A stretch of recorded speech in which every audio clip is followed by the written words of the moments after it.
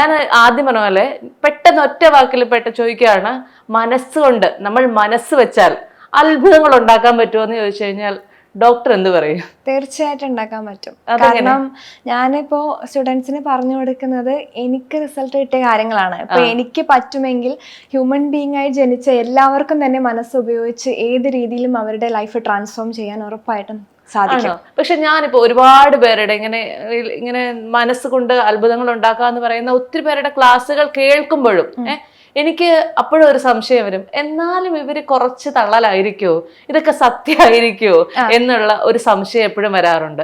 ആ സംശയം എങ്ങനെ മാറ്റിയെടുക്കാൻ പറ്റുന്നേ? അതായത് നമ്മളിപ്പം കാര്യങ്ങൾ കേൾക്കുന്നത് ബോധ മനസ്സ് വെച്ചിട്ടാണ്. നമുക്ക് രണ്ട് ടൈപ്പ് മനസ്സുണ്ട്, ബോധ മനസ്സ്, ഉപബോധ മനസ്സ്. അപ്പൊ വീണ പറയുന്നത് ഞാൻ കേൾക്കുകയാണ്, അത് കേൾക്കുന്നത് എന്റെ കോൺഷ്യസ് മൈൻഡാണ് കേൾക്കുന്നത്. കോൺഷ്യസ് മൈൻഡിന്റെ എബിലിറ്റി എന്ന് പറയുന്നത് 0.0000.9% ആണ്. അത് വെച്ചിട്ട് നമുക്ക് ഒന്നും ചെയ്യാൻ പറ്റില്ല. അപ്പൊ നമ്മളെ ലൈഫിൽ മനസ്സ് ഉപയോഗിച്ച് എന്തെങ്കിലും നേടിയെടുക്കുക എന്ന് പറയുന്നത് സബ് കോൺഷ്യസ് മൈൻഡിന്റെ കാര്യമാണ് ആളുകൾ പറയുന്നത്. ബാക്കി 99% കഴിവും എബിലിറ്റിയും ഇരിക്കുന്ന സബ് കോൺഷ്യസ് മൈൻഡാണ്.